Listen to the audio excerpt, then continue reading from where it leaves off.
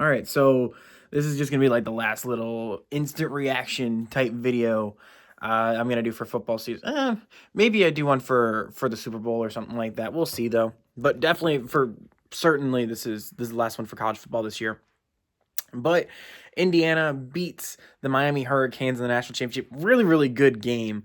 I definitely thought that Indiana, and I was going into halftime being like, yeah, this is Indiana's game to lose. And Miami came out and just punched Indiana straight in the mouth. And it felt like Miami was just going to slowly creep back into the game. And that's what they did. But Indiana was just they took advantage of a lot of the mistakes that Miami made defensively, even like the tiny mistakes, not even like any penalties or anything like that. It was just like, coverages weren't as good as they should have been or stuff like that, like the little mistakes. And Indiana, it was like a death of a thousand paper cuts. And Indiana just kept taking what Miami's defense was giving, and they drove down the field and made plays. That punt block I thought that was going to be the nail in the coffin. Miami comes down and drives right down the field and scores and cancels that out. I think the one thing that's going to haunt Miami in this game is going to be that missed field goal at the end of the half. That right there, see that little flip is what really almost clinched this game for Indiana. I definitely think that Carson Beck had one of his best. Like, this is his best season he's had in his entire college career. I don't think anyone is really denying that. It really wasn't a high bar to clear, but he cleared it, and good on him. I definitely think that he was going to be a undrafted free agent at the end of this year, if everything kind of went according to plan a little bit there, as I shouldn't say according to plan, because obviously their plan was to win, go all the way, but like if everyone's prediction was right, Miami is a good team, maybe they miss the playoffs because they lose a game that they shouldn't, or something like that happens, where Miami just doesn't make it all the way, and Beck is a serviceable quarterback, but not a game changer type quarterback. You know what I mean? And he's flipped the script on us, especially in the playoff against Ohio State. He made plays and especially used his legs to hurt Ohio State, and game controlled Ohio State to death when their defense was not about their defense was keeping Ohio State's was their strategy was to keep everything in front of them. And Beck said, okay, I'm just going to consistently make play and go 3-4 yards all the way down the field. And when you guys are getting tired, we're going to run it with Fletcher and we're going to win this game. And that's exactly what Miami did. And, the Texas A&M game, they made the plays because Texas A&M, they weren't better than Miami. And, I think the environment kind of helped Texas A&M in that game. And the crowd definitely helped Texas A&M in that game, and it made it a lot closer than that game probably should have been if it was played, in like a dome or in a neutral site type game. I think anyone says that right now, in hindsight, probably says that Miami wins that by multiple scores. Um, you know, and then they eventually get to the national championship game, and they they do what they do, and they kept it close. That was the closest game Indiana has played since the Big Ten championship against Ohio State. And as an Ohio State fan, it kind of hurts watching those two teams that both beat Ohio State. Indiana, of course, beating Ohio State in the Big Ten championship, and then Miami beating Ohio State in the Cotton Bowl. But it is what it is. I definitely think that it's a lot happier of an ending to the college football season if Indiana would have won, which of course they did, but you know what I mean. Indiana getting their first ever national championship, and I think they said like since the '85 season, this is the first time we've had a new national champion since the '85 Florida Gators, which is crazy to think about, but it is true, you know. And that's what college football is going to end is becoming, with NIL and all these donors coming into schools and being like, hey, I can help you pay for some of these guys. And that's going to be a good thing for the sport of college football, not having all these blue bloods just come in and take over the sport like they've had for well over 100 years now. So that's only good for the sport of college football. Now, my only question with Indiana right now, Because, of course, everyone, especially right now, is going to say, why couldn't Indiana go back to back? You know, they're losing their quarterback in Fernando Mendoza, but they're bringing in a transfer quarterback that, by all accounts, is a really, really good quarterback. And they're keeping, I think, a few of their receivers. I think most of their offensive line is gone, but Indiana has not been, especially under Cignetti and all of his teams, offensive line has not been really a glaring weakness for recruiting, developing, all that kind of thing. Cignetti has never really struggled with offensive line type stuff. And so they'll probably they will probably have that figured out at the beginning of next season. Defense will figure out what that entails. Indiana also has a really, really good transfer portal class coming in. So they'll reload. And everyone right now is like, why couldn't Indiana go back to back? Well, it's really, really hard to do that, especially in a 12-team playoff that is going to... Indiana is now the hunted. They were the hunters this season. They were hunting teams like Ohio State and Alabama and Miami. They were really the hunted up in right after the Alabama game. Even then, I would probably say that Alabama was hunting. Really after the Ohio State game, I think was really when the switch flipped. But really, the mentality was always the same for Indiana, and in the inside. We are better than you, so we are going to beat you. That was literally Cignetti. That was it. We know we are better than you, and you don't know that yet, but you were going to find out here soon enough. So that was Cignetti's whole, mindset, and it bled into their team, and it worked. So, congrats to Indiana and all of Indiana's fans. I'm really, really happy for you guys. It's really great for the Big Ten to now get 3 straight big national championships with Michigan, Ohio State, and Indiana. All 3 different Big Ten teams all getting national championships. Now it's up to Indiana to stay up to that expectation. The bar is there.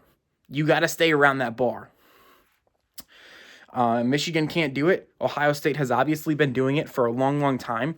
And, maybe it's Indiana's turn to kind of take over that. And I really, really hope that doesn't happen. But it's a possibility. With Oregon looking like they are going to be the very heavy favorites coming into next year, it's up to Indiana to, respond with stuff like that. And it's up to Ohio State to respond with stuff like that. And Ohio State right now, it feels like they're kind of at a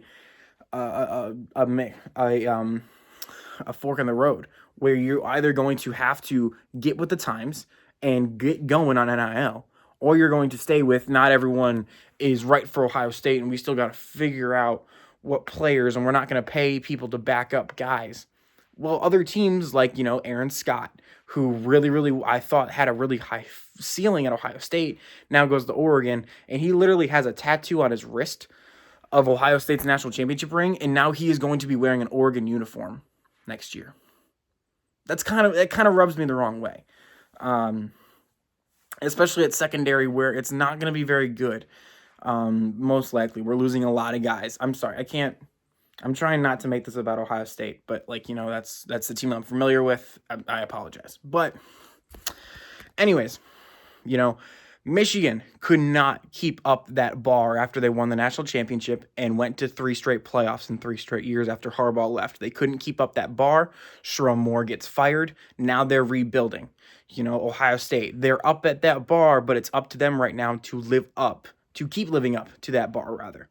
Indiana, that bar is set. You have to be able to live up to that, because if you're not, then a lot of players and a lot of coaches and a lot of fans are starting to lose trust in you, and especially Cignetti. Right now, he's on the highest of highs, but this is just the beginning. Consistency is the key in this sport. So Saban learned that. Kirby is learning that. Day is learning that. All these top-tier coaches are all learned that consistency is key. So, and it's up to them to continue to be consistent. And everyone is now going to be looking out and giving Indiana their best shot because they are the defending national champions now. This isn't an LSU type year where everyone is leaving. This isn't, I can't even say Georgia. It's not Michigan where everyone off of that team is now leaving. So it really doesn't, like, there's nobody left there. Ohio State, mixed bag, you had key guys like, Jeremiah Smith, who was on that team, and Caleb Downs, who is of course leaving, but they were on the team of the national championship team and key members of that team. And now, you know, it is your job to live up to that standard. And Indiana, key people that are going to return for Indiana, because there's going to be a handful, it is up to them to live up to that. So, you know, that's what they got to do, and that's the reality of the situation. This isn't a, it is an us against the world type of thing, but it is now not, you are not the underdogs anymore. That you're not. You are in a shark in a tank of sharks. So it is up to you to not, to not stop swimming and die. You know what I mean? And Indiana's in a really good spot to start becoming a dynasty in college football. And that's going to be even harder with more teams getting into the playoff, and it's not just going to be one game. You know what I mean? So it's congratulations on Indiana, but this is the beginning of the battle. This isn't the end of the war. So we'll see what happens then. But I'll just give a little bit of a recap for the NFL playoffs too. The Bills, of course, lost. They ended up firing their head coach today, which is crazy. And if I, as a Browns fan, obviously, I would love to get Sean McDermott. I would love it. Is it the right culture fit? I don't know. But right now, there's not a lot of great options in that coaching pool. And if you can get him, I think you go get him. So maybe that's just me. People are saying a lot, and players are especially, are with Jim Schwartz. What about Jim Schwartz? Jim Schwartz was a head coach, and he failed. Sorry, but he did. And maybe since he's a little bit older, maybe a little bit wiser, maybe you are able to bring him in as a head coach, and maybe he has a little bit more success. But the Browns just have so many holes right now, and I don't think we can deal with a head coach that also wants to kind of be just a play caller and a defensive coordinator. You know what I mean? So I don't know. I think Jim Schwartz should be our defensive coordinator for the foreseeable future. I just don't know about him being our head coach. Tommy Rees, you can keep him on the team. You can let him go, but he should not be anywhere near our head coaching position. Sorry, just not really though. There's plenty of other guys, but I don't want to get into this whole Browns thing, but that was my thing. Bills lose. I thought that this was going to be their year. I honestly think now it's more likely that Allen is going to be one of those quarterbacks that is, he's not. I don't think he's going to win a Super Bowl in his career.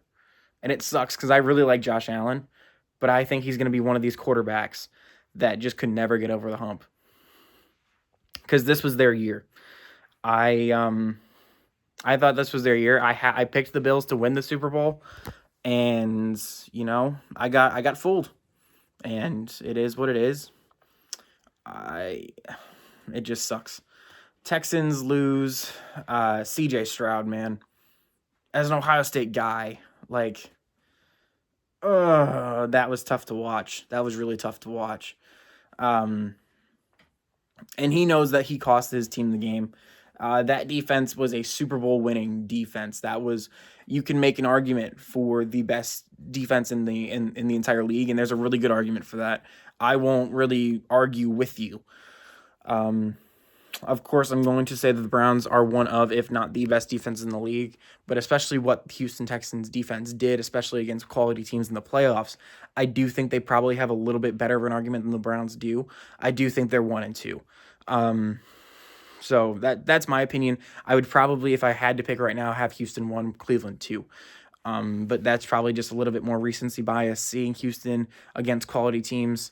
But the Browns have done that against quality teams too. They're not incapable of doing that. They're not playing cupcakes every game. You know what I mean? Especially offensively. But yet again, getting back to the Browns, I'm really trying not to. But the Houston Texans do lose.